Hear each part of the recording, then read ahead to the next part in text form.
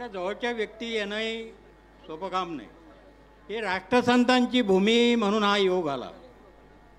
मला एक दोनच बाबी मांडायच्या आहे आणि तुमच्या सर्वांच्या समोर या भूमीत, ज्या भूमीनं मला घडवलं आणि नोकरी सोडून शेतकऱ्याच्या नादात गुंतवलं, त्या भूमीवर मला म्हणायचं आहे, कच्चा माल मातीच्या भावे, पक्का होताची चौपटीने घ्यावे, कैसे सुखी होतील ग्रामजन. इकडे लक्ष द्या साहेब, मंत्री महोदय.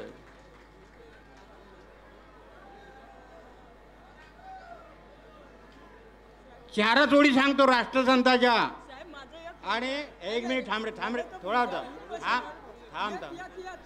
हां, मी साहेब तुम्हाला पत्र दिलं, अजूनपर्यंत कलेक्टर साहेब इथं आहे, SP साहेब आहे, पण माझ्या पत्रावर काहीच नाही झालं अजून. बोलू पाहून घ्या.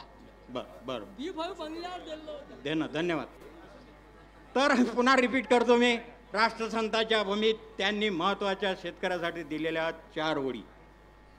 कच्चा माल मातीच्या भावे, पक्का होता ती चौपटीने घ्यावे, कैसे सुखी होतील ग्रामजन.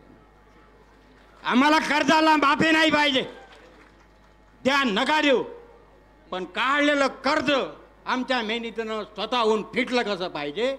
तुम्ही त्या पिंडाच्या आहे म्हणून तुम्हाला सांगू.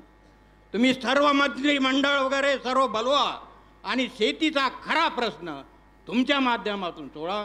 मला वाटतं हे पुण्याचं काम तुमच्या हातून हो, हीच राष्ट्रसंताच्या भूमीतून माझी. तुमच्याकडून होईल साहेब ते, पण मी म्हटलेलं हाताची जरा तुमचंही भलं होईल, आमचंही भलं होईल. आम्ही दरवर्षी कर्जमुक्ती मागासाठी का येतो, का येणार नाही याचं नियोजन करा. शेती कुठे चालली, माती कुठे चालली, माती का पुढच्या पिढीला नोकऱ्या आहे तुमच्याजवळ? सांगा मला. तुमच्या आमच्या नातवांनी पुढच्या पिढीत नोकऱ्या मिळणार आहे? शेतीशिवाय आम्हाला पर्याय काय आहे? आम्हाला 1 एकरातून 2.5 एकरातून जगता आला पाहिजे असं नियोजन करा आणि ते तुमच्या स्वाधीन देतो आणि हे काम करा, पुण्याचं काम. बोला राष्ट्रसंत तुकडोजी महाराज की. पटलं काय रे भाऊ?